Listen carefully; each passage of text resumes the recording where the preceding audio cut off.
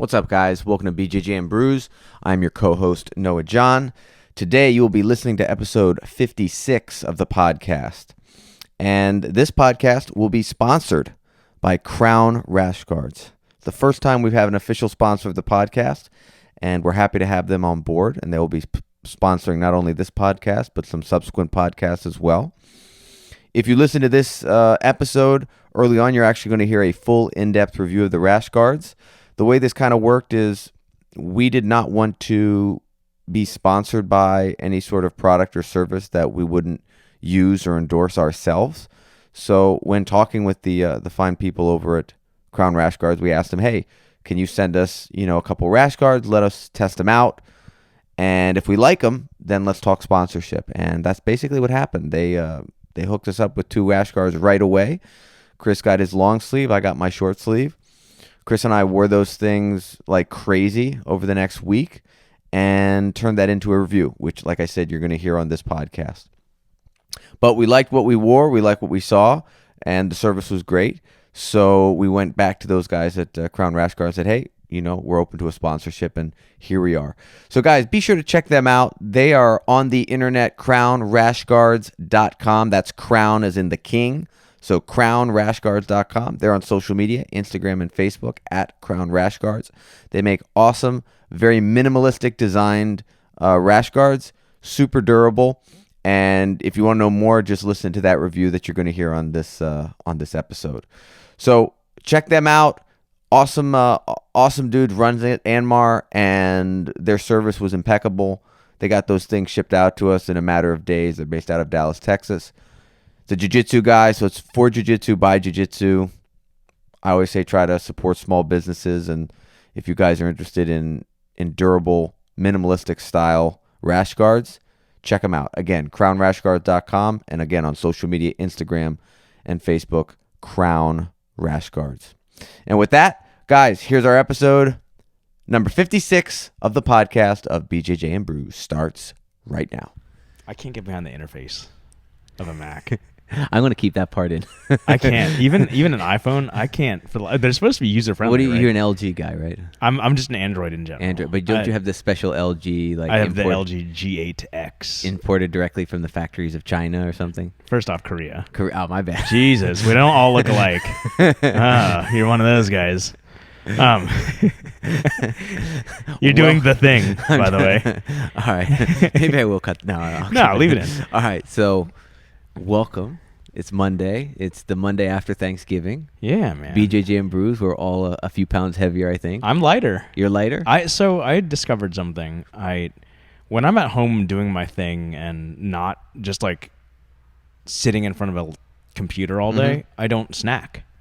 Oh, you're one of those guys that just like you sit at the desk and then there's snacks around and you're just constantly eating. And then it's someone's birthday and then there are cupcakes that you have to have. So you're like, I'll have a cupcake for Mary's birthday. Way to go. It's just not boredom, but I think I guess it is boredom. I just like boredom eat. Damn. So I made a commitment to myself. I did kickstart a little intermittent fasting today. Oh, look at you. Yeah. So when's the last time you ate?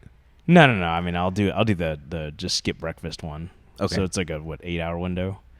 I'll eat at lunch and dinner and then just skip breakfast.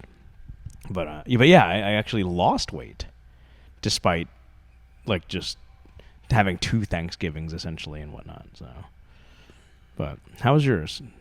I totally forgot to give you a call to tell you a time to come over. No, it was completely low key. I've been very busy going into Thanksgiving, so I was lucky enough. Did you get a new phone too? No, I don't have a new phone case. That's not a new phone. This isn't the stuff that my phone case is deteriorating before our eyes, so it assumes a new shape every week. Oh, really?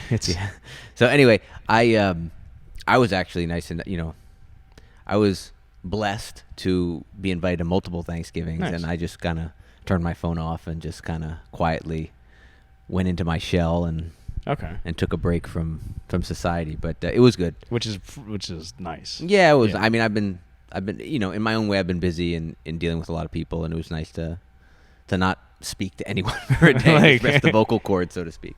So it was good. Was it your one rest day? Yeah.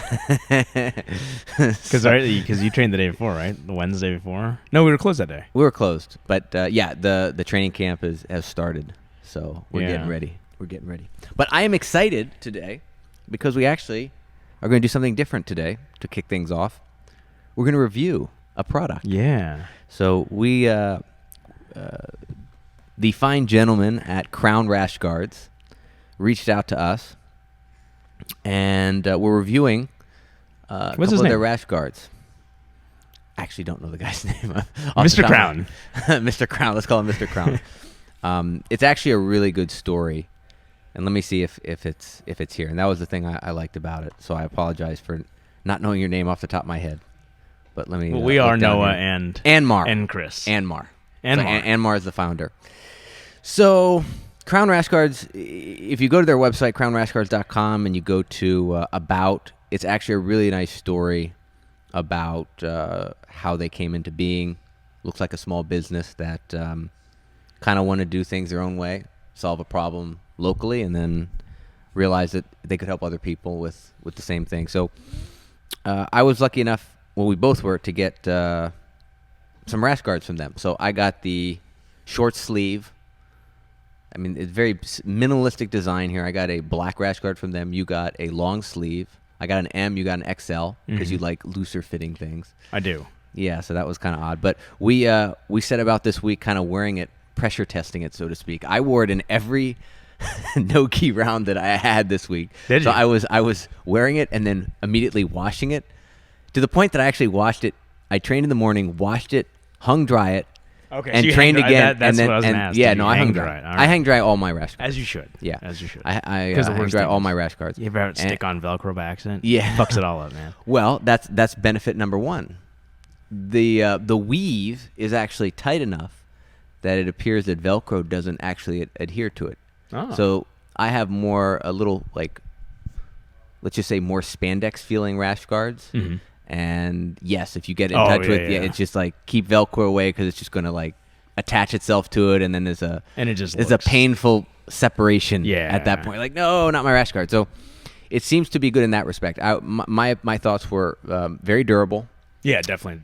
A little on the warm side, but for me that's not an issue because I'm immediately going to train and sweat in it anyway, so it's not an issue. Yeah, if you're So definitely something that I would recommend for no-gi training. I also wore it as a rash guard under my gi, and it served its purpose fine. But I probably would go for something a little lighter because I don't need a rash guard under my gi. I just need, like a dry fit style shirt.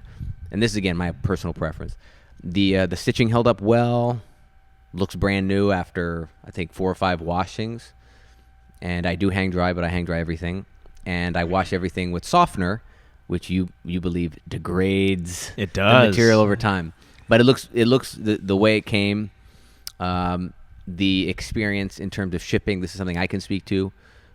Totally painless. So and super props. fast. Yes, props for the storefront. I know it's Shopify. They're using Shopify in the back end, but what matters is my experience as a consumer was flawless. I selected the items I wanted.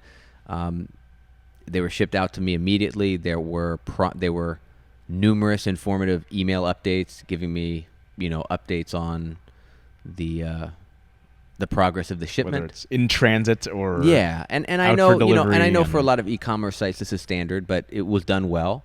And even if a lot of that is Shopify's back end doing the work for them, what the way they chose to configure everything, meaning Crown Rash Guards, they did a good job with it. So the buying experience was flawless, and the shipping was super fast. Got here in I think 3 days. Yeah, it was 3 pretty days. quick. When you said it was already here, I was like, whoa, Yeah, all in right. 3 days. Each rash guard was individually wrapped, and in a Crown Rash Guard, plastic bag. Yeah, little nice Mylar. custom bag, Mylar Yeah. bag. We got stickers. I don't know if that's because we're special or if that was. I think that was. And they're very included. cool stickers too. Very cool They're stickers. Non-pretentious. Exactly, Which I so like things that don't that take was us really too cool. seriously. So my, I definitely recommend this. I'd recommend this rash guard for people looking for a little more durable kind of rash guard. I will say this: the black is kind of cool in the sense that it has kind of a sheen to it. So against the light, it kind of has a reflective property. So it and you can see it on yours too. Yeah. It's not just matte black. Yeah, because like an extra might. Because you have like spats on That are and they're just matte like black, and you can see this has kind of a metallic sheen to Yeah. it. So I think they look good. They fit me fine. And like I said, the only attribute I'd be aware of is it's slightly heavier, and as a result, it feels like it's gonna run a little warmer. But if you're grappling, you're immediately going to be sweating anyway, so it's fine. Part of the One game. last thing I'll say: there is no elastic band at the waist, which I'm personally glad they don't have. I'm not a fan of the because where it rides, it stays. Yeah, which is so kind of annoying. for some reason, some rash guards have that band around the waist, and that's my experience with the short sleeve rash guard. Check them out, Crown Rash Guards. You can do a Google search to find them. Their actual web address is crownrashguards.com. Super simple. They're on social media, Instagram and Facebook, and I'll probably even put a link on our Instagram just so you can find that if you're interested. What was your experience? Because I was grappling. You, of course, are like John Danaher and wear your stuff and everything. I don't own like athletic clothing, right?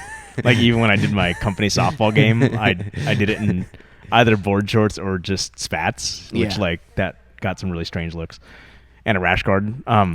I lifted in it, and I did my my bag work in it. And you have a long sleeve. I have a long sleeve, yes. So I have got a short XL. sleeve. Chris has a long sleeve. Both Noah and I should probably wear L's, but I decided to size up because I have #dadbod.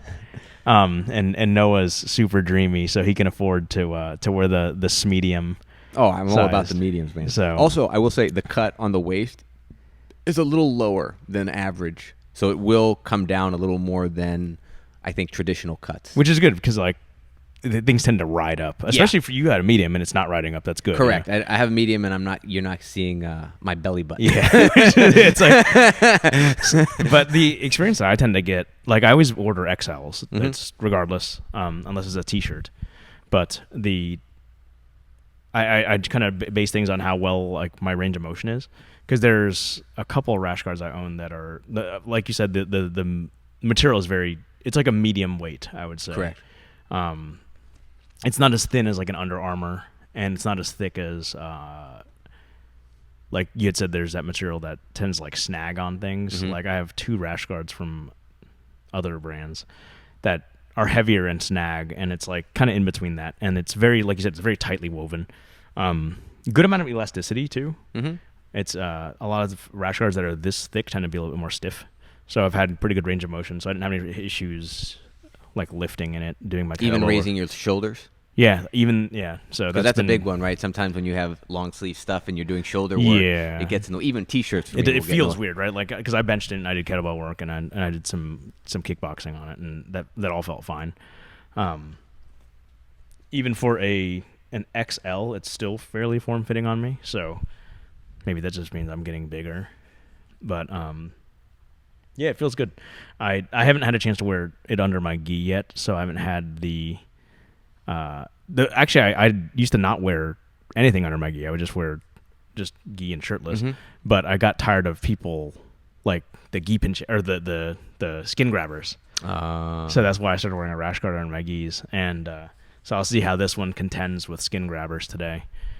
But so grappling wise, good. I hope it'll be good. We'll see.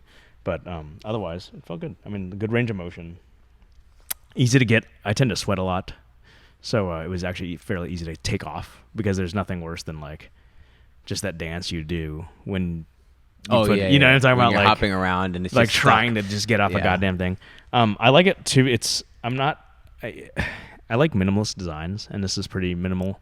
It's got a little bit of a sublimated logo on like the waist area, where if you know what you're looking for, you'll see it. But it's sort of like a magic eye picture where you can see it there. So and it's pretty low key. I like that. I really like the kind of toga, sleeveless. Not really sleeveless, but like one sleeve is ranked. So yeah, they have ranked rash guards. Ranked rash guards. I opt to just go for solid black, not because I'm saying I'm a black belt, but just because I like solid color. And Chris got the blue. I got blue. So he's got blue on his left arm. And you can, of course, get this for white, blue, purple, brown. And the blue is the Brazilian blue. So it's Yes. the nice, the almost gray kind of baby bluish color, which is very nice. So yeah, all in all, we were pretty damn satisfied with these rash guards. And the sleeves, even for in my experience too, just with extra large. So I own a couple from like 93 brand extra larges, and they're fairly high. High being like high, there's a lot of wrist shown on your There's end. a lot of they're like a very high cut sleeve, so it's Gotcha. like almost like a 3/4 length. So your wrist is exposed. Exactly. And then for some extra larges, it's like down to like almost my knuckles, right? But it's with my arm extended. It's like how a long sleeve shirt should fit, basically. So I kind of like that. Cool.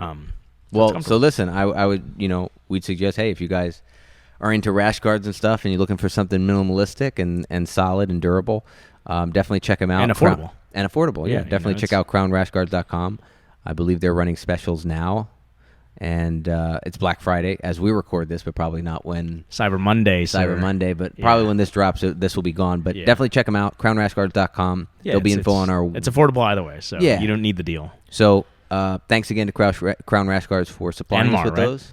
And Anmar, check out their story, support small business if you're into that, especially jiu-jitsu guys. And Yeah, so, it's always nice when it's like a product that's made by a guy who actually does it. Correct. By jiu-jitsu for jiu-jitsu. Yeah, and it's not, like a repurposed fucking like surfing rash guard like from back in the day. Like those are just terrible, and a lot of companies do that still. Yeah. And you can tell. So check them out. So that was our first product review. Yeah. BJJ and Brews is growing.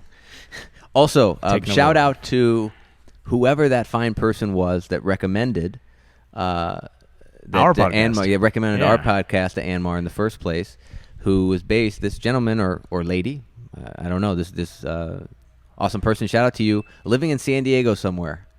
So we have infiltrated the Mecca. The Mecca. We have infiltrated the Mecca of jiu-jitsu now. I don't know. Because we have people in San Diego recommending BJJ and Brews. So guys, continue to like, subscribe, share, leave reviews on Apple Podcasts if you can. That helps us immensely, and it continues to show that we're growing, and we are. Like the numbers month over month are slowly creeping up, and it's pretty exciting for us, and it allows us to justify dedicating more time to the podcast, and hopefully eventually get Chris out of his day-to-day 9-to-5 job into a full-time podcaster. Yeah. This is the goal. Signing that multi-million-dollar Spotify deal like Joe Rogan, right, Chris? There we go. I'll even let you censor me. I know. So, in the jiu-jitsu world, around here, what's new? Anything of note that you wanted to bring up? I don't know. I've been away for a little bit. So. You've been away. This is true. It's been. I mean, like just the holidays are upon us, so I think everybody's schedule gets a little wonky. Mm-hmm. So yeah, last week we during Thanksgiving week we're open Monday. We're open Monday and Tuesday. Closed Wednesday, Thursday. I hosted an open mat here on Friday. You didn't pimp it enough, man. And Mark had an open mat on Saturday, and then did he? Paul reopened the gym on Sunday for the Sunday morning class. Was there any announcement made about the Saturday open mat? Mark posted that in the Facebook group. Oh, so I missed it. For those of you that are gym members, if you're not part of the ATT Orlando private Facebook group, reach out to us, or we will add you. Reach out to the gym, and you'll get added, and that way you'll be up to date on announcements. Because sometimes those announcements will go up there that might not necessarily justify an email out to every member. Yeah, exactly. And just a quick little. Yeah, it's a little blurb. And this week we are getting ready for promotions. We are. So normal schedule with the added bonus of Thursday smeshing. We Shark Tank all people up for promotion. Yeah. Primarily white belts up for, their promotion to blue. And I've seen a lot of those guys really working on their drills, doing their drilling and working on their techniques. They better be. I know. And then on Thursday, we don't have a time yet. I'm guessing it'll be 7 p.m. We will probably combine classes or do something special so that there's time for these guys and gals, I think. I don't know. Well, I don't know if there are any females up for promotion. I'm not in the loop on this. I'm just kind of. Yeah, we'll have to. But the people that are up for promotion, specifically those up for their blue belts, will be in the middle of the mats, and everyone else will rotate in on them. So they get Shark Tanked, get their cardio tested, and so my question to you is: did you ever go through something like this as a colored belt, and what was it like? I've never been one. Really, you've only been the shark, not the tank. I've never even not done the minnow in the tank. Yeah, I've never even had a formal testing except for my experience at Gracie Barra. Wow. Yeah, dude. I've always been just randomly given a belt. It's always the. What about Chris? Does he need something? Yeah. Okay, yeah. Just give him that, just to get him going. Yet you are probably widely regarded as one of the most. Like, if you want a technical explanation, go to Chris. Overly technical explanation. Sometimes I have heard that. I'm not going to lie. I've heard some criticisms of Chris. Is like, he just will keep talking. Yeah, that's just. So, different strokes for different folks. Yeah. But, no, I've never been Shark Tanked. I've never been formally tested other than for my blue belt, and that's it. So. Interesting. Yeah. So this weekend we had a couple interesting martial arts events, combat sports events. This past weekend, there's a UFC that very night. Was there? There's a UFC that same night. So I'm referring to the there was that boxing card headlined by that's the Mike Tyson, Roy Jones Jr. Was that actually a pay-per-view? It was a pay-per-view. Okay. Yeah. With the undercard featuring basketball. They only got paid $1 million each for it or something. I don't know the numbers. I would think they got paid a little more, but I who would knows? have thought that too. But anyway, it was. Before I talk about that, because that's a longer discussion. There was also a UFC event, I think on ESPN. Did not even know that. And that's because the main event was. It was a smaller card, but the main event was changed multiple times because of, I think, people testing positive for COVID. Oh, was it the Curtis Blades? That one got canceled because one of them tested positive for COVID. I didn't know that existed. And the main event became Anthony Smith against a guy I actually don't know, so I apologize again to that gentleman who's, I think, was 12-4 going into that fight. But you know what though? COVID free.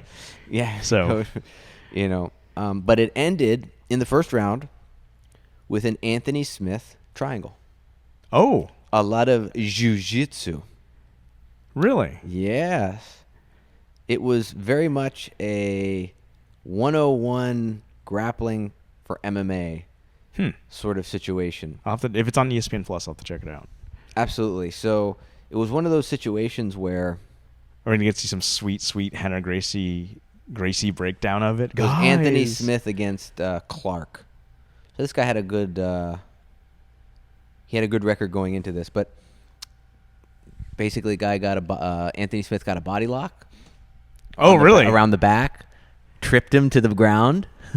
Oh, this is really old school. Oh, yeah. And then he was in guard, and there was some punch block work into a triangle. Okay. And then an adjustment to finish the triangle. Really? And it was just, I was like, man, look at this. Stepped on the hip, pulled on Actually, Anthony Smith was trying to get a twister before this. Oh. He actually got him in, he got locked down.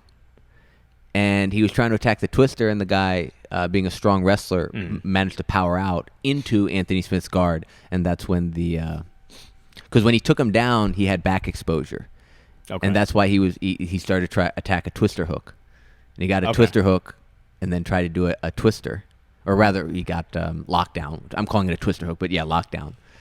And he actually got the guy's arm behind his head, but he couldn't connect his hands around the guy's head. That's crazy. And then the guy twisted in, broke the lockdown, just powered out of the lockdown, and ended up in Anthony Smith's guard, and then punch block series into triangle, into probably Henner already doing a breakdown online with his brother Jorge, guys, beautiful jiu-jitsu here, talking Gracie combatives, 30 lessons, guys, beautiful jiu-jitsu. Part of our foundations class. I know.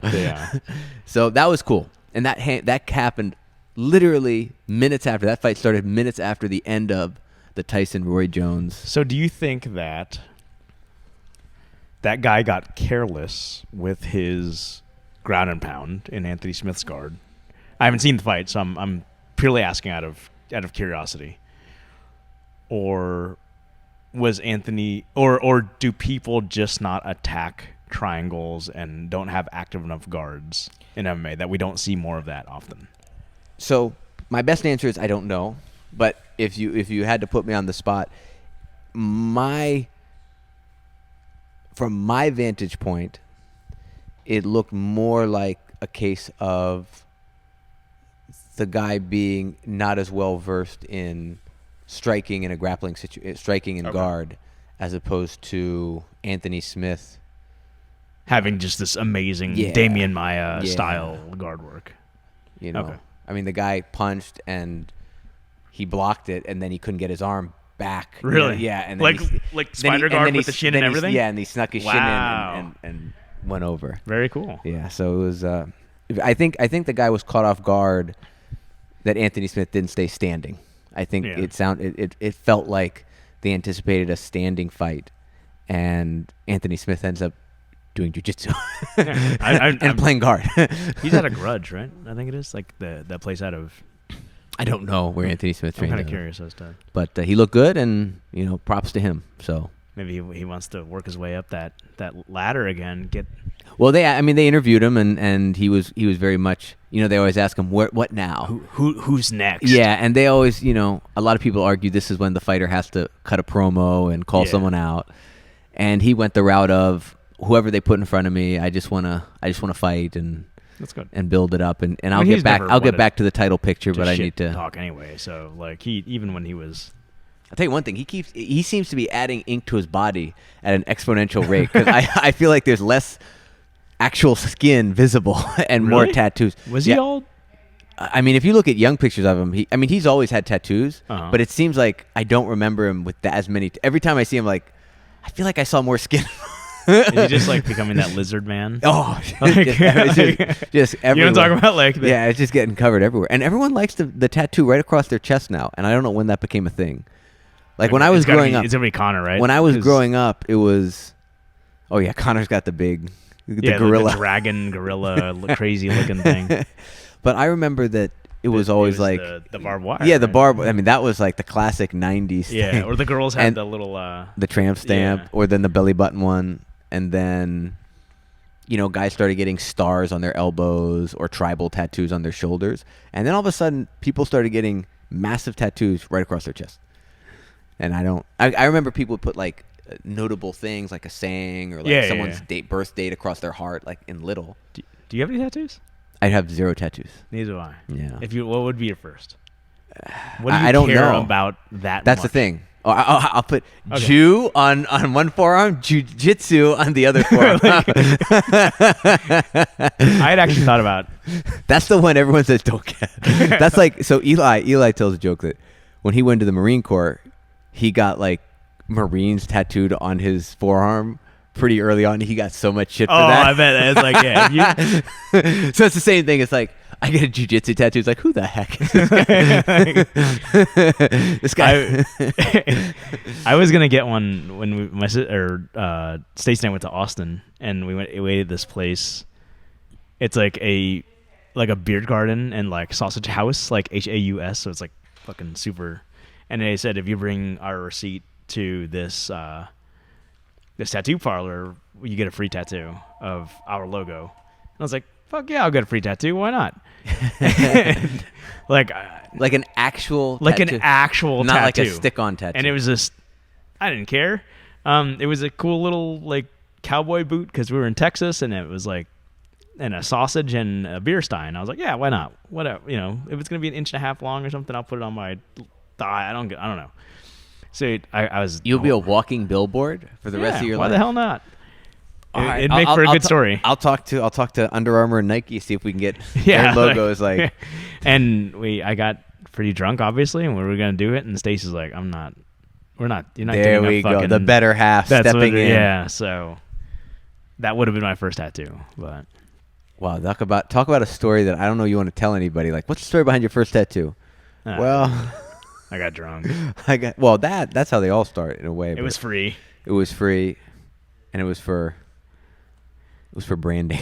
It was for branding for another. You ever see somebody who gets a tattoo that's so bad and you just don't have the heart to tell them, and they're like, yeah, this is fucking awesome.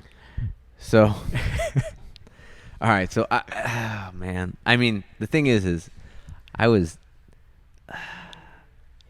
Yeah. Okay. I'm going to tell a story because the chances that this person's listening to this podcast is super low. But I'm, and I mean, this guy was awesome actually. But it was funny. So I was traveling in Brazil, and as was many of my travels, I was just backpacking by myself, and I crossed paths with, you end up meeting up with different travelers, and you end up doing stuff together, and then going your separate ways, and you meet another group of people, and that's kind of how it goes. You kind of go with the wind, so to speak. Nothing was firmly planned. It was more plan as you go. So I was in an island off Bahia in Brazil called Morro de São Paulo. Morro? As in like dead? I don't think so. I don't. No, that'd be Morro de Morte. São Paulo. Anyway, beautiful island.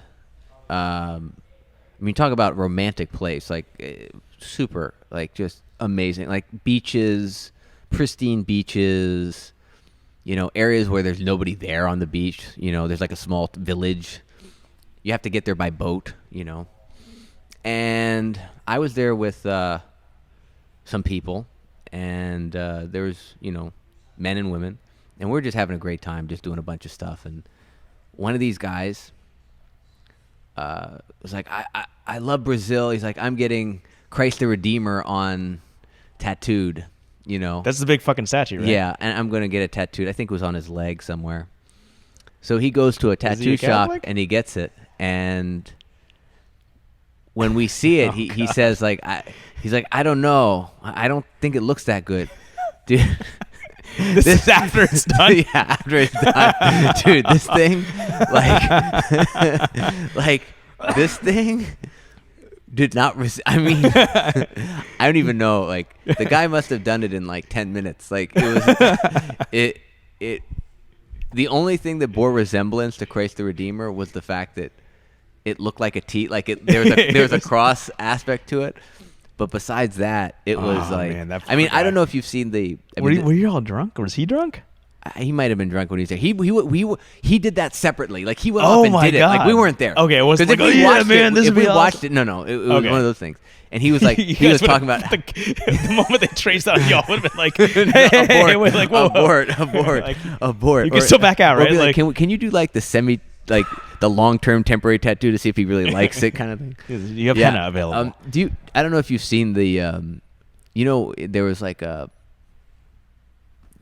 artwork in Spain that got restored, and when it got restored, that's what it looked like. It looked like in terms of in terms of artistic quality, that's what it was. And I was like, this. Was it one of those? They were like, yeah, I had my wife do it. Like, it wasn't it was actually a lot bigger than we expected. I felt like it was half his calf instead of I thought it was going to be a couple inches high. It was I was like, oh. Did y'all have the heart to say it? No, I don't think we did.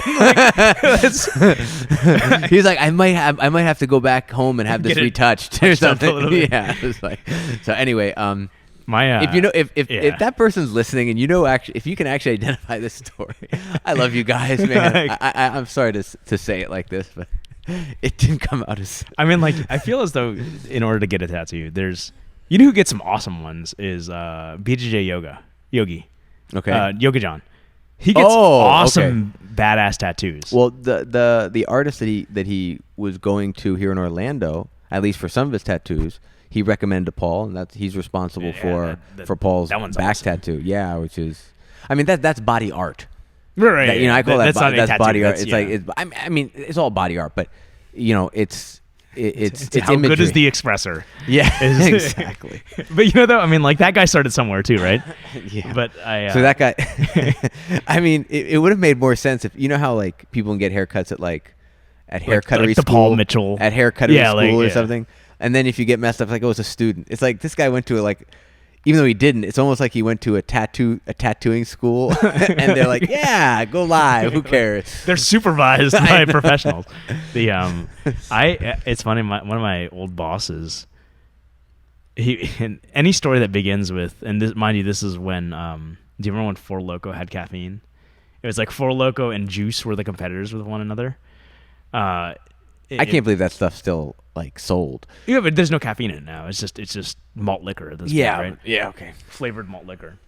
But the he began his story with, like, hey, my brother-in-law and I were sitting around drinking juice. And I was like, oh, okay. And he's also an apprentice to like learn how to tattoo. And I was like, all right. And he's like, yeah, I had him do one on my like shoulder, like your entire deltoid, like all three heads of the deltoid. Oh, right? boy. So that's pretty ballsy to have that done anytime, period. But also in the presence of caffeinated juice is a little bit more ballsy. And I tell you, man, like, I didn't even know what it was.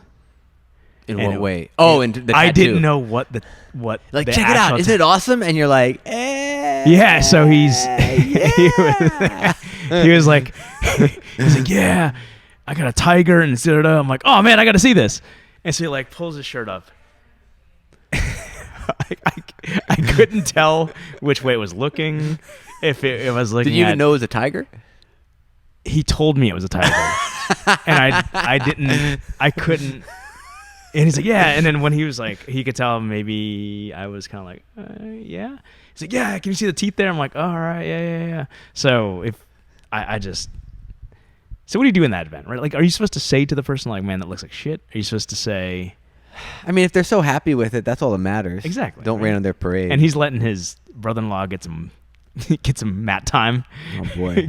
Like, I would think that you would have to, like, can't you go buy like a pork roast or something and like tattoo like a piece of meat or something? So why am I envisioning like Rocky instead of punching the meat? Yeah, he's like tattooing. Like, is that how they get the reps in, or did they just fuck up a bunch of times? I'm sure there are a bunch, because we're probably the only people that don't have tattoos. Yeah, everyone listening is like, you dummies! It's all blah blah blah blah blah. Well, like, I'm sorry. Yeah, we don't know. We've got the two people in jiu-jitsu that don't have tattoos. Yeah.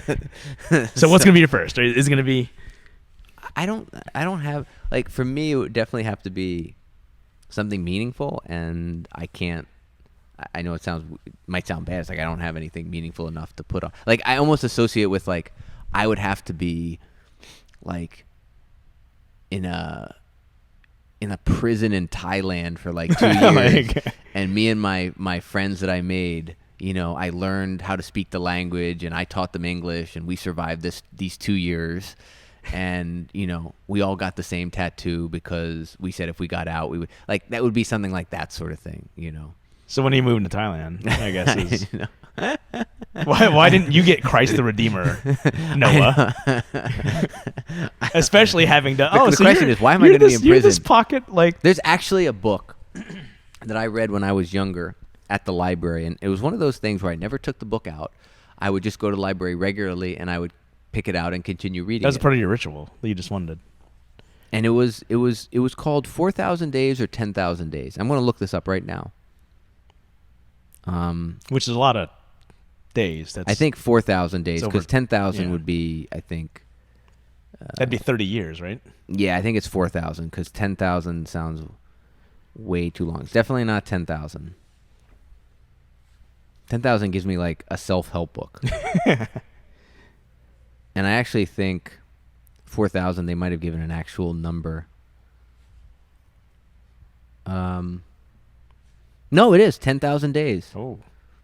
My life and survival in a Bangkok prison. Oh my God. And I read this book. How old were you at the time? Teenager. Young teen. It sounds like a scared straight book. Of why you don't go to... No, I mean, it's about an Aussie who got busted for drug smuggling charges, and they threw him in the fucking jail. Really? Yeah, and it was just an interesting book. CNBC, yeah. Like, locked up abroad. Yeah, and I read that, and...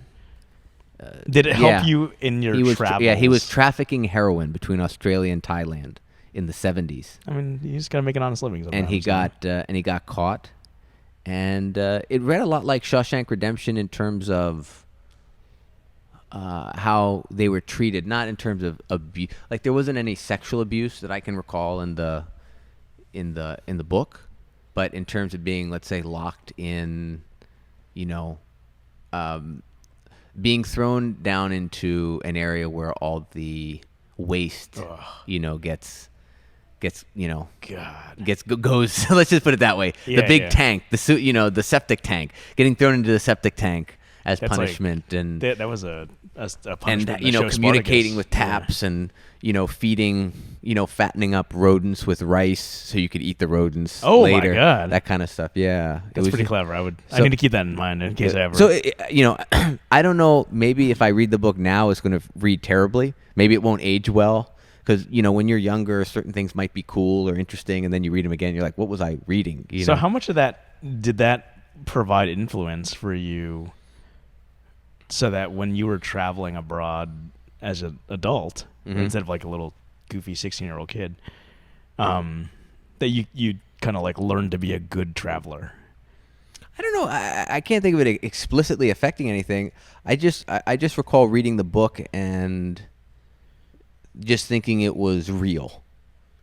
Like, was it real? And it was real. Oh, it was based on a true story. I mean, as much as they say. So was A Million Little Pieces. So yeah, but I guess my point is, it's like I was kind of at that age where I knew that the world wasn't like I grew up. I wouldn't say a sheltered life, but I had a and I still do, but I had a very good life. I wasn't exposed to the ugly side of the world, so to speak, that much. But I knew it existed, and this was kind of a gateway into that. Like this is when something can go really wrong, and what that experience can be like for someone. So that was the attraction to it. And if anything, it just maybe gave me a little foreknowledge into thinking that, you have to be mindful when you travel abroad because things can go wrong, and maybe think twice about smuggling heroin if someone approaches you with like, hey man, that's you want to take these drugs into the country for me? So the suitcase full of 400 dolls, right? Or some random.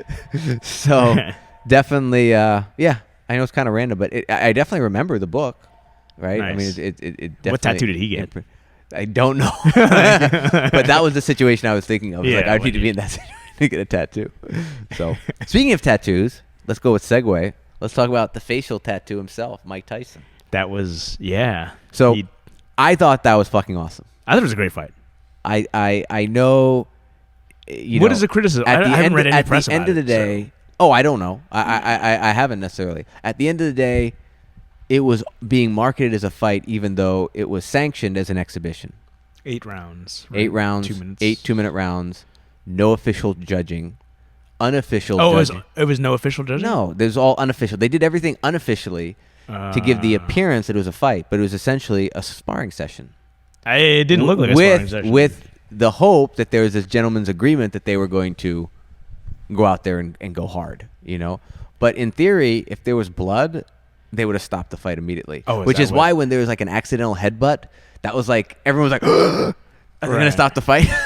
Is there blood? And he didn't bleed, so Roy Jones didn't bleed. And he was like, oh, thank God.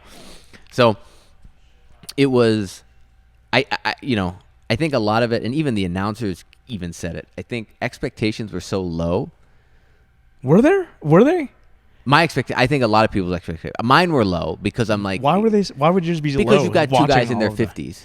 I don't know, man. Like, did you watch any of? Maybe I just buy into the hype. Any of the Instagram videos of like Mike Tyson? I mean, I saw them, but the truth of the truth is it doesn't stop a guy from like totally gassing. The last time he fought, he looked bad. Right, but I mean, like, do you think? Of course, I didn't even know about the last time he fought. So, well, I mean, he didn't answer the bell, right, or something, or yeah, he didn't get. But I don't remember that. I'm just saying that more often than not, you're always disappointed by this. He's like, oh, I have this image of this person in their heyday, right, and it's now not only do they look mortal, they look broken, kind of. But these two guys looked. No, they look phenomenal, and more than that, their attitudes afterwards, especially Mike's, was I just saw it was beautiful. I know it sounds cliche and almost melodramatic to say that, but he seemed in such a good headspace, so happy, and so humble. He's like, I'm a beginner now. Like I want to do this again. This is a lot of fun, and it was like it for me, and I don't know what other people's image they have of Mike Tyson. Mike Tyson was a big deal when I was a kid. Yeah. He had a video game. If you didn't, I think if you were younger than me, and you were born after, all you know is his the heyday. You hear about it, and you're like, whatever. Like people talk about Muhammad Ali to me like he's a big deal, but I didn't live it. Yeah. So I'm just taking people's word for it. I'm sure I can see his fights and listen to him talk, and I'm like, oh, this guy's charismatic. But I remember that whenever Tyson fought when I was a little kid, that was a big deal. And when they would show it on free TV after the fact, like, and we're going to show Mike Tyson's fight, from last month on CBS Sports, it was like you wanted to see it. And this guy would come out in his black shorts and his black, and just a towel over his shoulders. You talk right? about, the UFC has done a good job of trying to brand its athletes as the baddest men on the planet, the baddest women on the planet. Like, you want to talk about the alpha males and alpha females of combat sports. It's these people. Well, MMA didn't exist back then in America. It didn't exist in mainstream. Yeah. And boxing was it. And Mike Tyson was the guy. And he was, I grew up with a dad who boxed as a kid and had a lot of respect for boxing, and I definitely bought into the story, however true or not. I bought into the story of Mike Tyson was this kid from the ghetto who got taken in by Customado, and boxing and Customado kind of got him on the straight and narrow and got his potential. And then when Cus died, now this kid is languishing, and he gets bad influences around him, and that's when his talent goes down, and that's the beginning of the end of him. And why he wasn't the same fighter. So it's like with Cus, without Cus. And I'm saying all this because the Mike I saw afterwards talking with Roy and talking to Jim Gray, who, fuck you, Jim Gray. You were really trying to, I think, troll people and get conflict.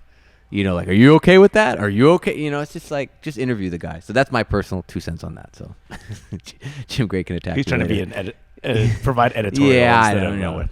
But that version of Mike, he seemed at peace. He seemed like he was that guy with Cuss again, but the adult version. Like he had matured, and he wasn't this unhinged guy that had all these weird guys in his posse around him that made him bankrupt God knows how many times. Again, I know there's a lot of narrative here, but that's, it scratched that itch for me, and it was good to see, and I was happy. The fight itself was, I thought, entertaining. I thought Mike looked really good, again, for his age and his disposition, but his cardio held up well. And I thought Roy Jones, his style obviously, I think, looks a little weirder when you're older and not as fast, to be looking away so much and doing like no-look punches from down low. But he clearly was gassing a lot quicker than and forcing clinches as a result. But regardless of where my expectations were or weren't, or how or low, it was entertaining, and I was left again with happy from a nostalgic point of view, and happy to see guys that were kind of like idols still have something and look good and be in a good headspace. So what are your thoughts on So that's my long-winded answer. all of that? They're both 51 and 53, right? I mean, like, old.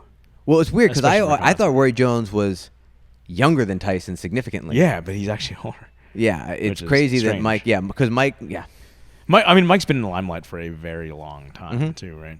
and his prime was earlier than Roy Jones. Like, I mean, like Mike's like prime late was 80s, right? Mike, Early 90s? Mike's prime was in his like early 20s, in a way. Like that's when he was. Yeah, because really, he was. Yeah, and then he went was to a jail, kid, right? And Like then he was went the to jail. youngest. Yeah. Oh, that's right. Yeah. So I remember there were talks about Vitor Belfort wanting to start like a Legends MMA Veterans League, right? Do you think somebody like that this fight, doing it sort of exhibition-ish, is viable to provide a league for fighters that shouldn't be competing with in their prime athletes? Like, is it something that could be marketed? Is it like someone like Chuck Liddell, right? His last several fights, he looked pretty bad. Or do you think that MMA is just a different sport? I think, first of all, I think this is something that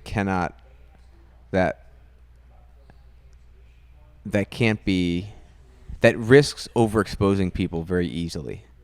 Like, even though Mike's saying, like, oh, I want to fight again, he should not be fighting every 3 months. No. Or even every 6 months. And forget about the health implications. I'm talking about it just it takes away the novelty of it. Like, it should. Yeah. This was special because you haven't seen it in a long, long time, and if you start seeing it regularly, it takes a lot of the luster away, and probably a lot of the value of it away, because how many times do you need to see or want to see, or let's put it, how many times would you pay to see Tyson spar with someone? You know, I mean, I don't think these guys were trying to knock each other out. I think they were trying to spar hard. You don't think they were trying to knock each other out? No, I don't think they were trying to knock each other out. I don't know. I think they had an agreement to be like, let's go hard, you know. Like, I can tell you, I just based on what I was seeing, body shots were definitely not. Oh, they weren't holding back. I love how Roy said afterwards, like, oh yeah, they hurt. Like they weren't holding back on body shots. Headshots, maybe a little. I mean, like, there were a couple left hooks from Mike that I think. It was just awesome to see Mike do his head movement again. Yeah. It's head movement. And it looks good. Like, that's. I mean, how the hell do you maintain those attributes at 53 or 51? Well, you're a once in a lifetime athlete and that's true. In that sport. Yeah. You know yeah, you're the. But you're right. The fact that he maintained his, it looked like his speed was pretty damn good. His power was definitely there. He definitely had this old man strength for sure. And that's, I mean, yeah, it was. I mean, the other hilarious part that made it entertaining was Snoop Dogg. Did you listen to this? Did you hear his commentary? So yeah, we had 4 guys. Whoever put this together. They knew how to hype. They had a creative, the person in charge or the person or persons or group in charge of putting this together, Thriller or something or another, right? They've probably given themselves a shot now to get thrown more money at them to put together another event, because with whatever money they had, whatever budget they had, they and I'm sure they had a pretty substantial budget, but they put together a pretty eclectic group of things in terms of fights and personnel involved, because you had Mar Ronaldo, who is an MMA commentator, and also he does, I think, Showtime or HBO, but like he's a boxing guy. As well. So okay, you have a seasoned fight play-by-play guy. They get Israel Adesanya, who's never done this role ever before, in a suit and tie, and he does wonderfully. I'm surprised that UFC let that happen. Yeah, I don't. I mean, is it something, you know what I mean? Like, I don't know. They keep everything pretty close to heart, especially, And then they had Sugar Ray Leonard, who was probably the least noticeable guy of the 4. I'm not even sure when I heard him. Exactly. Like, when they were talking before the fights, they would, he would talk a little bit. And you had Snoop Dogg. Yes, Snoop Dogg. he's like, damn, my uncles are fighting in the back at the barbecue. It was awesome. And the thing is both these guys, meaning Snoop and Israel, were excellent. Were excellent, but they were genuine fans of both guys. Yeah, like they were paying homage to these guys' impacts not only on the sport but on their lives. Like, these were their heroes. And it was fan service, and as we've seen with the Avengers movies, like, doing fan service can be very, very good. Yeah, because that's what people like. Give people what they want. Yeah, and these guys not only were excited to see their heroes fight, they were also excited and happy to see how it went down as it went down. But all their commentary was, their commentary prior to the fight was that of respect and recognition for these guys' accomplishments and the impact they had on the commentator's life, like how it affected Israel, how it affected Snoop, and Snoop talking about how, in a way, both these guys, there's some similarities between boxing and rap because you get, guys from the hood. Yeah. This is a way out. This is a way out of the ghetto. Boxing was a way, and rap was a way for other guys to get out of the hood, and they're kind of intertwined in his mind, So it was just cool. There was, as weird as it sounds, a lot of positivity, and maybe because of the backdrop of 2020, having that positivity and having that feel-good nostalgia and seeing two guys that were mythical figures in the boxing world, and especially in Tyson's case, transcending the boxing world, and to see them still have some gas in the tank and have, see the magic again, it was cool, And then we have another fight on the card. First of all, I didn't even know they were two guys. Meaning, I thought it was just Logan Paul. I didn't know there's a Jake Paul too. I didn't know they're brothers. I don't even know. So I'm. let me date myself. I didn't know YouTube existed. I don't know who these guys are. I don't. Really know. I mean, I know Nate Robinson. Nate Robinson. Which I know now. He's an NBA. He played in the NBA, player, right? But he's like shorter than us. Yeah, but he won the dunk competition one year. He was known for having really good jumping, and he was a solid player. He was an entertaining. He was one of those character guys that, people liked him on his team because you don't expect a guy his stature to be playing basketball and he could ball. Was he Allen Iverson? No, he wasn't Allen Iverson, but the guy was a contributor and had his moments. So he wasn't like. No, he definitely had his moments, and he had moments in big games, in big moments, in playoffs and stuff. But he's no longer playing basketball? No, he's no longer playing. Okay. And I don't know what's happened with him since then. I don't know if he's become evidently he's gotten into boxing. Well, I don't know if he's a online personality now or not. That I don't know. Like, I know how this did other this guy fight come to be? I have no because this is something that happened on YouTube or the social media it happened in an echo chamber that we're not a part of. Yeah, evidently, because I was talking to my buddies at work today about the Tyson fight, and they're like, did you see the other fight? I'm like, what? That's the fight I know. I'm like, what are you talking about? And so I find out that a YouTube dude fought an ex-NBA player, and the YouTube dude won against a professional athlete. Yes. But neither one is... But neither one is a boxer, right? So this is essentially Celebrity Deathmatch or Celebrity... That used to be on Fox, the thing where they had Armand, shout out to Armand and the Violi vlogs. He did a breakdown of this. Did he really? Months ago. And he did actually, on the night of, I saw he predicted Jake Paul would win. So did he really? Shout out to Armand for calling that. But it turns out Jake Paul is actually a professional boxer, right? I get you. I don't know. Oh yeah, I guess I don't know. But so I ended up watching the fight. It was like 8 minutes long or something, right? The Jake Paul guy looked pretty good. The other guy looked bad. He reminded me actually like just leaping. I don't know if Nate Robinson trained any boxing for this match. No, he trained. Well. Oh, he did? Yeah, he did train. There are videos of him training. I saw that. Really? I don't know how much. Why is he fighting like Kevin Randleman? I mean, R.I.P. I don't know. But like he's just doing is just leaping left hooks and leaping right hooks. Like it was a really odd fight that I'm. Okay, so I didn't know this until you actually just said it. This event was purely exhibition. Like this was not an IBF sanctioned in any way event. It was sponsored by the Boxing Commission. I don't know how the Jake Paul Nate Robinson was sanctioned. That was weird. I mean, like I'm like you said that arose from an echo chamber that we are not definitely not. We're on the outside of that, but that was a weird fight. But though, I mean, props for both those guys for getting in there. But that dude got slept bad. So that's the thing. I didn't know Jake Paul existed. I didn't because Logan Paul is the guy I'm aware of, and he's a YouTube guy. He's like one of the first guys I can think of that became famous just on YouTube, and it was like, who? But what does he actually do? He just posts content. He does what Armand's trying to do.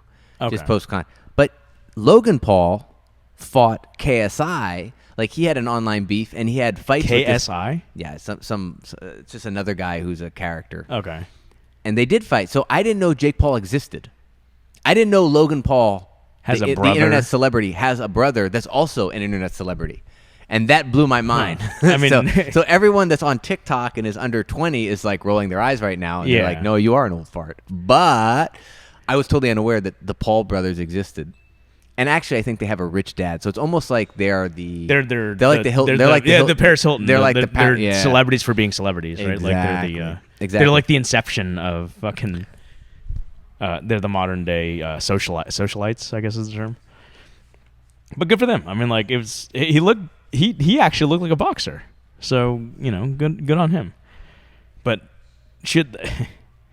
is this the type of stuff that boxing needs to be in the limelight again, I guess? Well, there's also, and this is the other thing, there's also a video of Logan Paul, the brother of Jake Paul, sparring with Paulo Costa, and Paulo Costa knocks him out. You mean like the MMA yes, fighter? UFC, yeah. Like Yoel Romero opponent? Really? Yeah. So that's, again, I didn't know this guy Jake Paul existed. So if anyone wants to enlighten us, feel free to reach out to us, BJJ and Brews, on Instagram. Facebook. So we have this amazing match. If you want to put together a timeline of what I should do, what we should look at to kind of get caught up on this, let us know. The continuity of the Paul brothers. All I saw after that fight, even before the Tyson fight started, the memes, they planked, like, KO'd Nate Robinson, and he was put everywhere. Oh, really? Oh, dude, the memes were brutal. It was. I mean, that was a bad knockout, dude. Like, oh yeah. It was bad. That reminded me of like Rich Franklin, Nate Quarry bad. Except Nate Quarry went backwards. I know, but either way, it was just like this guy face planted, tree toppled. Like, yeah, just it was bad. That's bad, Yeah. I don't know. But I'll tell you something. Guys that I never see post anything about MMA were posting about stuff on Instagram and Facebook. But this isn't MMA; it's boxing. No, I know, but okay, in terms of getting combat sports to penetrate, quote, the casual fan, okay, this succeeded. So we need to have just some celebrity weird deathmatch. barometer for me. Yeah. It it kind of succeeded. So I mean, but wait, did you see the other video from some promotion in Russia? Took allegedly a 500-pound blogger against a female MMA fighter, and she beat the shit out of him. I saw BJJ. That looked like a freak show. That was to me that was borderline. That was borderline dangerous. immoral. That to me was borderline immoral. Like that was borderline. Actually, I won't say borderline. In my opinion, for my whatever standards I'm drawing on in my head, that was. Well, she was a fighter. No, she was a fighter, but that was exploitation. That was definitely exploitation. That was like Pride level. That was days of that was exploitation that I was that Emmanuel Yarbrough probably is not going to do that. That's probably not bringing anything positive to the world. It's like John McCain is rolling over in his grave. Yeah, get a blogger that's not 500 pounds and morbidly obese and looks like that in a Speedo. Did you see how he entered the ring? No, I didn't see that. You didn't? No, I just saw some of the beatdown. So he's very large. Yeah. He's almost 600 pounds. Man. I mean, he can move. I gotta say, that dude moved better than me. Don't say that. No, I'm dead serious. He came into the ring, man. Climbed up the stairs, rolled down, and log rolled. No, Jesus, he did. Yeah. Oh God. Hey, dude. If you're the fucking Star Wars kid, run with that shit and like get your 15 minutes. So good on that guy, man. So this actually brings up something I was watching some of these before this, but it actually ties together. Do you remember Bully Beatdown? Yeah, hosted by Mayhem Miller. Right? Mayhem Miller, dude, that show was good. Now that is good exploitation, in my opinion. Yeah, because the guy gets his comeuppance, like that's and the guys, even if they were out of shape or not, like morbidly, it wasn't freak show kind of thing. It was just like it usually was bros. Yeah. Like meatheads getting beat up by an MMA fighter. which was cool because that was. And they like, wouldn't even beat them up. They would teach them a lesson. Yeah, but well, I mean, it was framed that way. Like, you have anything to say afterwards? Like, Mayhem would be like, like, I'm sorry, man, I'm sorry. Yeah, and then Mayhem would clap. Everyone would clap. We're like, yeah, we solved the world's problems by what you hate. We dealt with bullying with more by bullying. sticking the enforcer We put on him. with the enforcer on you, and he learned. However, he's in jail right now, isn't he? Mayhem. Mayhem's not doing so well. Yeah, he's anyway. He did also on the show though, and I watched the one where he actually turned out to be the fighter.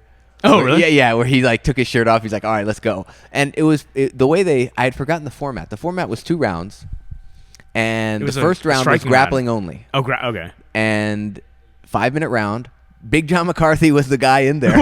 Yeah, it was awesome. Oh wow, the mighty fell. Really? and it was. For every submission up to 5, they would get $1,000. So each round, there's $5,000 on the line.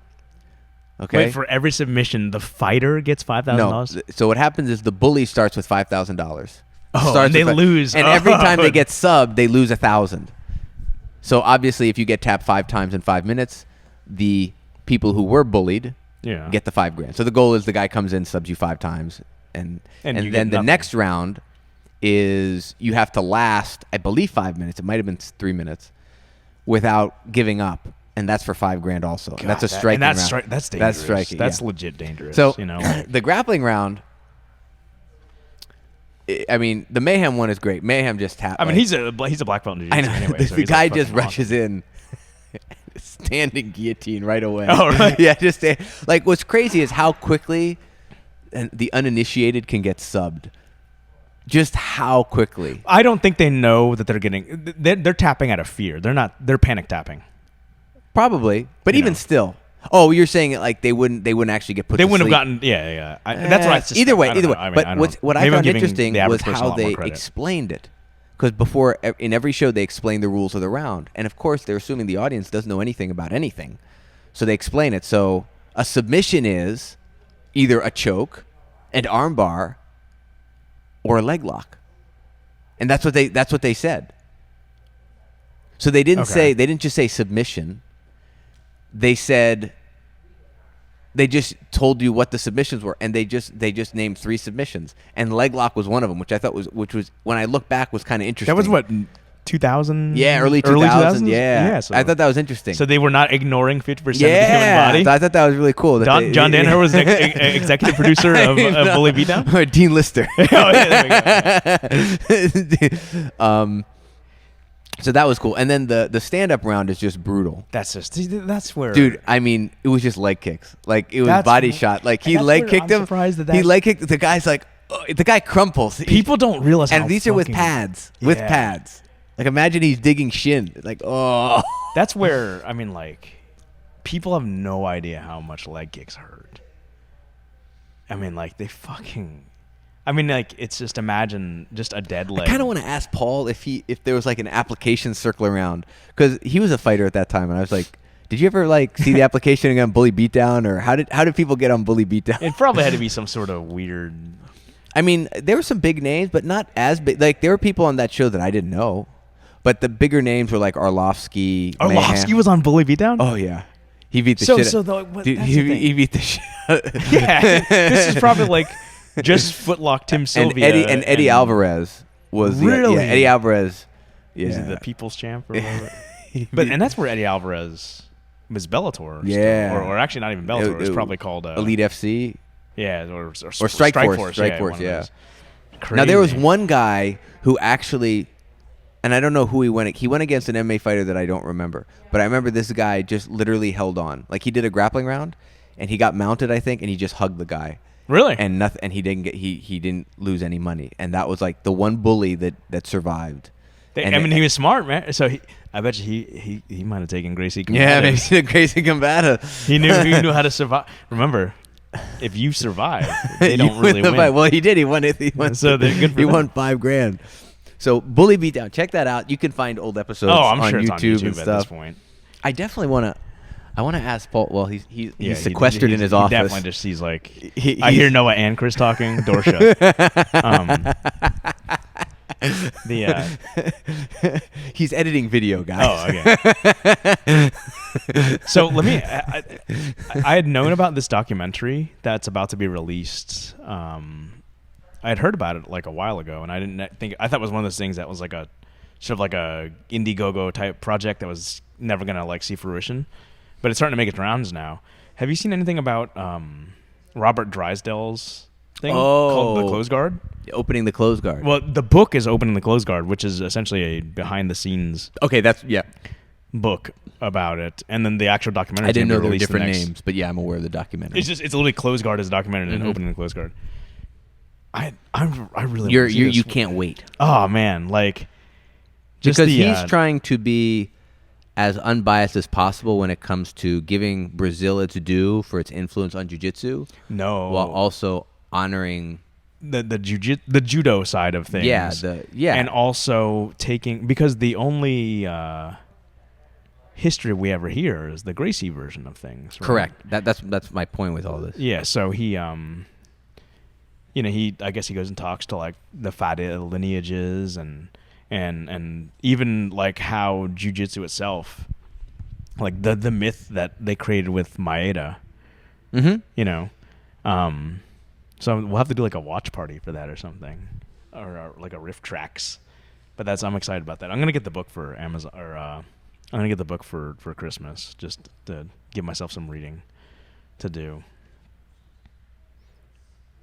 Dude, Jake Shields. I'm looking at the fighters. Jake Shields was on that? And Jake Shields was not did not tech these guys. Like Eddie Alvarez, $10,000 for the victim. It was always like Eddie Alvarez did not fuck around. Arlovsky did not fuck around.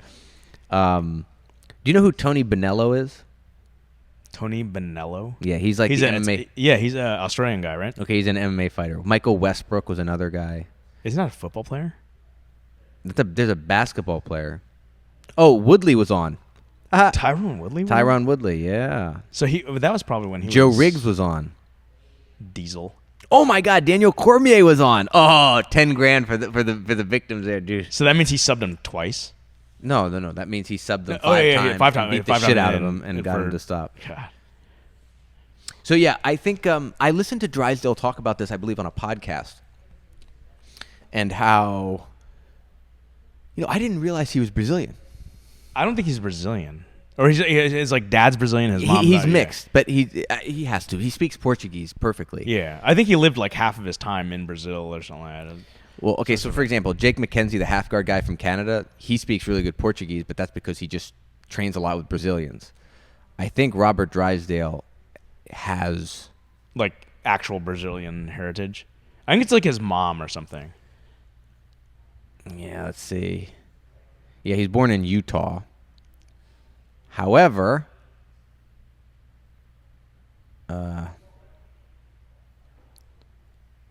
born United States to a Brazilian mother and an American father, he moved to Brazil with his family when he was 6, and he spent much of his childhood in Brazil. Okay, so that's why. So yeah, both backgrounds. He's a male Mackenzie Dern. Exactly. Like, I saw another video of Mackenzie Dern, like younger, and her English was like good. Us. Yeah, dude, she did. I don't know what's going on there with the accent. Anyway. I mean, they brought her a translator. That was bad. That was bad. George Gurgel. That was bad. No, I understand. Like, come on. Come on. Anyway. Shout out to Mackenzie Dern's translator. Anyway. Former UFC fighter George Gurgel. Oh, really? Yeah. Oh, Jesus. Right. The plot thickens. Anyway. Rich Franklin's jiu-jitsu coach. The Robert Drysdale thing was interesting in the sense that it said it took him a long time and a lot of conversations where he did he did identify that there is, like you said, versions of the jiu-jitsu history. A lot of mythology. And he's trying to find the most accurate, like, history. I wouldn't even say, like, He's trying to recognize what are myths and what is more factual. Yeah, exactly. Right? He's doing a people's history. Yeah. So, and he, even as a guy who's half Brazilian, recognizes that there's some, let's say, artistic license with some of the retellings of certain stories, in terms of how the Gracie family talks about stuff. So I think that's really interesting, and he does, I guess, did a lot of research. I mean, he went to Japan. Yeah, he went over. So, again, for people that are into jiu-jitsu, I'm sure they can't wait. I don't know how much penetration this is going to have outside of the jiu-jitsu world, but I think already seen is big enough now where within the jiu-jitsu community, it's going to do very well. Oh, very well. And I've already seen that book opening the close guard, which is like the book companion to the documentary, was being sent out to various, big names in the jiu-jitsu community, like, a guy like Lachlan, for example. I think I'm just using Lachlan, but like guys like a Lachlan or Craig Jones were getting copies, or John Danaher, and I saw them posting on social media. Thank you, Robert Drysdale, for this copy. Can't wait. Danaher? Yeah. I don't know. I'm just saying guys like that. Yeah. We're getting copies. Like I don't know jiu-jitsu who. Celebrities. Yeah, I don't know who. I can't remember who exactly. I'm too caught up with the Lachlan Gordon beef. Did you see that one? No. We'll close with this one because I hate giving airtime to internet beefs. But Lachlan and yeah, Lachlan makes a post that said, if you took on. performance enhancing, if you took PEDs while competing, you're a cheater and should relinquish all your accomplishments. And then Gordon comes back with, but you took PEDs too, and he finds he's trying to find photos where Lachlan was skinny and then not so skinny, and saying, see, you develop lean muscle mass in your 30s. That doesn't happen naturally. Which has like, man, Gordon, you're spending a lot of time looking at 30-year-olds' body. Right. I mean, this is also, 18 months is a pretty short amount of time to put on 60 pounds of solid muscle, though. Dude, I don't like. If you're a professional athlete, I don't. No, care. Gordon was saying nothing about whether he took roids or not. He was saying Lachlan is. He's like, you're a hypocrite. Like he's saying you took. PEDs. But is he speculating, or is he? And that's the thing is he speculating he's just about getting Lachlan? Photos. I mean, dude, he's generating publicity. Clicks. And and he got a little publicity. So shout out to Gordon. Gordon Loves Jiu-Jitsu on Instagram. You got us to talk about it for a little bit on our podcast, and our listeners might be like, who? And they're gonna go look it up. And, right. And you might sell an instructional. So we expect a commission based on that sale, Gordon, right? Because you believe in that stuff. Or Lachlan. If you so choose to. So anyway, and you're in Puerto Rico, so at least just hook us up with like a free week of training. So who's in Puerto Rico right now? I know Danaher's definitely there. Nikki's there. To my knowledge, it's John Danaher, Gordon Ryan, Nikki Rodriguez, Craig Jones, Gordon's girlfriend. Hey, it's Sunny. Yeah. Whose Instagram keeps getting taken down. Oh, did it really? She always says she gets taken down for violating terms of service.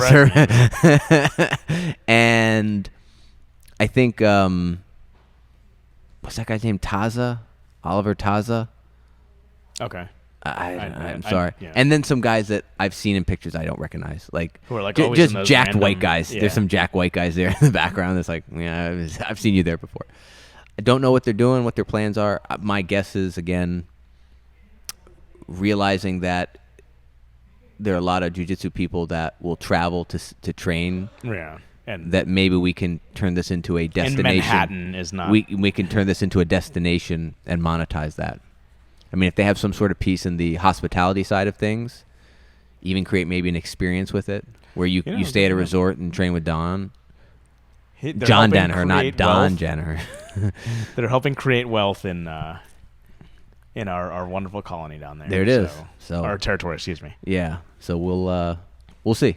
That it's interesting. Definitely. I mean, it definitely increased the probability that I might swing by, because shit. I mean, it's like a 45-minute flight or something. Like Orlando to Puerto Rico. Oh, it must be super cheap. So, so that's kind of what's going on here. So what are you asking for Santa for Christmas this year, jiu-jitsu wise, Noah?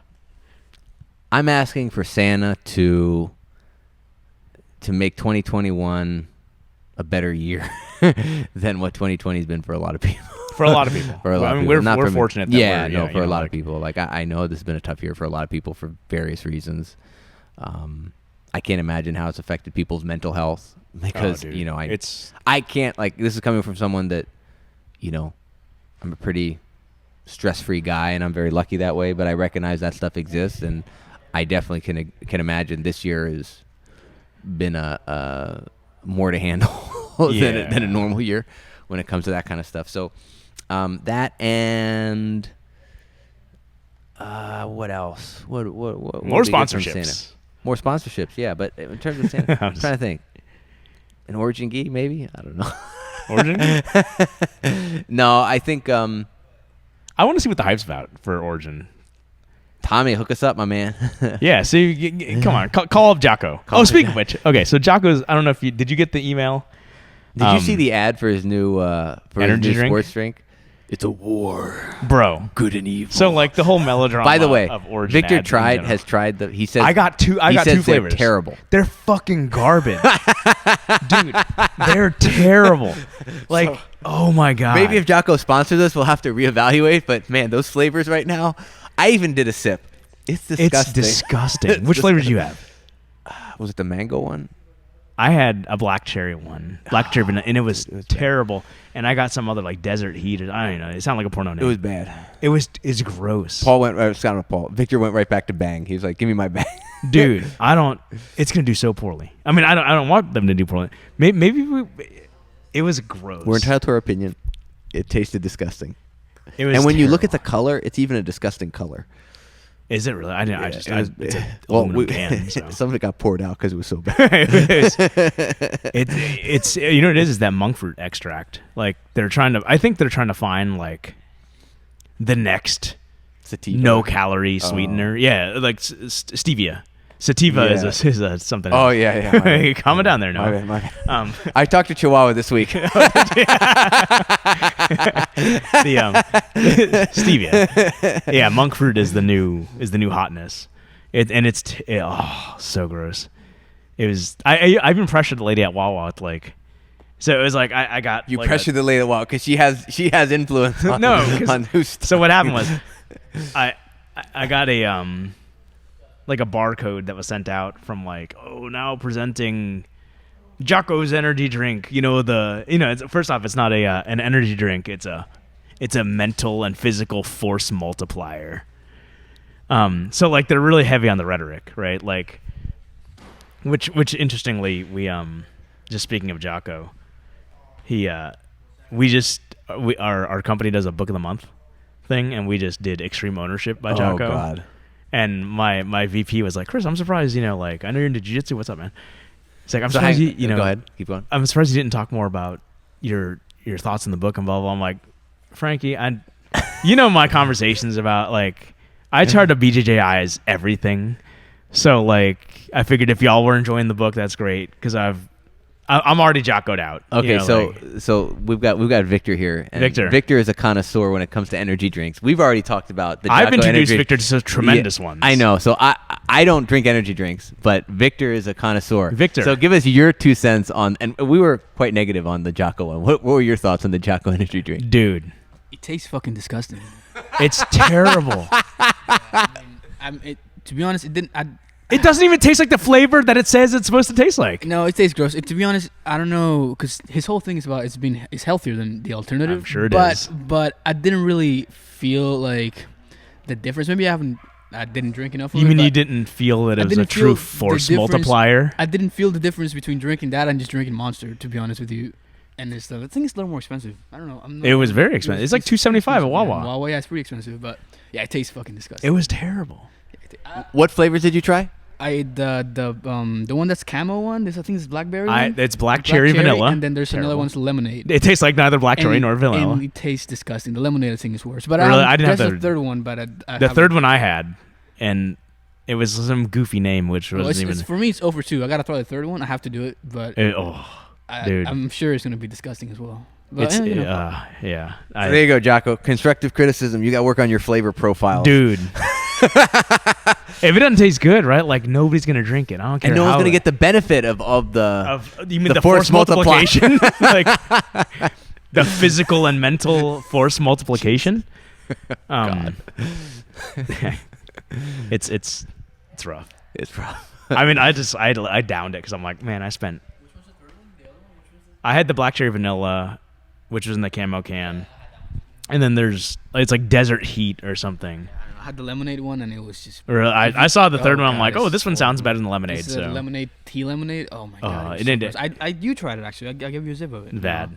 That was the one I had. Yeah, it was disgusting. So gross. It was like bad. And like again, his whole thing is that it's healthier, but it just tastes so bad. And I mean, sometimes chemicals we're work, mentally right? Weak, Like- Chris, we're mentally weak. We can't Maybe take that it, is the bro. case. But that's the thing, right? Like chemicals work. Like Maybe y'all if- ever use those fucking like? The thing like- is like the thing about it is like it only tasted good before my taste buds could process it. Like I took a sip and I was like, it's okay. It tasted just sweet, and right? then And then you're, like it just started to set in. I was like, this is disgusting. This is bad. This is disgusting, and I had to like wash it like down with some. Anyway, It's yeah, like then this chemicals work. I and all natural It's on ingredients. I get purpose. it. Maybe Jocko's testing your mental strength. It's on purpose that it tastes disgusting. Because you it's- have to drink it because there's a war inside you, Chris. Yeah. The war is between the guy who wants to drink a sweet, Yeah. delicious monster and that piece of shit. That is Discipline, healthier. right? Discipline equals freedom. yeah, dude. This right? is the guy. This is the guy. This tastes like waking up at 4 a.m. when you don't like waking up early. But that's just it. Like, I just want to make it through my all-nighters, and Monster does the same shit that the fucking stupid-ass Jocko thing does, and he tastes way better. So for me, good it's marketing though. Great I know, it's marketing. great marketing. Excellent It's marketing. really I The just the alphas. Anyway, wait It's- until Tim Kennedy comes out with it. oh god, like his is just a gun. Like, I'm sure they don't. Yeah. but that's just it. The Like, caffeine gun. No, a superior caffeine delivery system. yeah, delivery gun. system. I mean, I don't know. It's in my opinion, just sometimes chemicals work. I mean, if you're taking an energy drink, you probably don't care so much about health anyway. Right. Like you're Like, taking a it's just- sacrifice anyway because That you're mashed up Gen Alert pill, awesome. You know, like pour that into a soda for me. So if there's an energy drink Pep company, time or whatever it is. so as we further look for more things to review, if you have energy drinks that you would like us to Anything, review, send it our way. we have a gentleman here, Victor Padilla, that you just heard. He will review any energy drink. No, and he's an expert. Yeah, yeah. He's like brown belt He's level. there. Yeah, this guy's an yeah. expert on this, so he's there. Anyway, besides that, I think it's time to shut down because we gotta get ready for class. Oh, I know. What time is it? So guys, like, subscribe, share, leave feedback, leave comments, shoot us an email, bjmbrews@gmail.com. oh, so quick thing before we go. Yes. I threw it out there. You also threw it out there regarding what pisses off Noah. Oh, So many responses. so many responses, and nobody hit the nail on the head yet. Nope, not one person. You gotta even- listen to the podcast. You got to listen to it. I talked to Ryan today, and he threw out 7 different things. I'm like, not one of those is Oh, what really? we're talking about. Really? Yeah. What did he say? Because I know he said lockdown. Which is Lockdown. dumb. He's like, It's it's not stupid. lockdown. I'm like, no. Like, why Lockdown would that doesn't piss piss me off. That doesn't piss me off at all. Exactly. That's It's a technique. It's I mean, a technique, not that. and it's a technique that you can apply repeatedly without injury to someone. Exactly. Unless the person in it has no idea what it is. Right. But that's not no. He said lockdown. What else did he say? I think he said like hard cross facing or something too. And I'm like, Yeah, that's you part know of that. jiu-jitsu. But I forgot. We had a pretty lengthy conversation about etiquette and whatnot this morning at work. And he was so. like, poppycocks. It's like, what is bad etiquette? And we got into this like rhetorical, like argument that he and I always get into. Well, maybe that's one way we can get him back to the gym. We got to get him on the podcast. No, we can get him back in the gym when there's a goddamn vaccine for this. Oh, really? Yeah, Okay. yeah. He ain't ever coming back. Okay, until fair then. enough. So Fair enough. get on it, Biden. Mission Supercharge or whatever that is. Light speed. Anyway, as always, thank you for continuing to listen and support us. We love you guys, and we will continue to And, bring. yeah. Shout out to Crown Rash Guards. That's Awesome right. Stuff. Shout out to Crown Rash Guards, and besides that, we will catch you next week, same time, same place. And that's our show, guys. Be sure to check out our sponsor, Crown Rash Guards. They're at crownrashguards.com, on Instagram and Facebook at Crown Rash Guards. Again, these guys make what I consider a very solid, durable rash guard that's going to hold up to, multiple training sessions, multiple washes, and come out looking basically brand new like it was right out of the box. They have an awesome story. Check out that story on their website. In my opinion, it's basically a product made by a jiu-jitsu person for the jiu-jitsu community. So we're all about supporting small businesses, especially within the jiu-jitsu community. So check them out. Again, crownrashguards.com, and on social media, Instagram, Facebook, Crown Rash Guards. And that's crown like the king wears. And guys, if you want to follow us, obviously it's BJJ and Brews on social media, Instagram, Facebook. Check out our YouTube channel. Subscribe there. You get all the audio versions of the podcast, and the ones that have video, you'll see the video as well. We're on all the podcast platforms, whichever you prefer. If you happen to listen to us on Apple, not only subscribe, but drop a review if you have the time. That really helps us as well. So all that normal stuff, as we say, like, subscribe, share. We say that ad nauseum, but it really does help us grow. So without further ado, thank you so much for listening, and we will catch you in a week, same time, same place. Have a great rest of your day.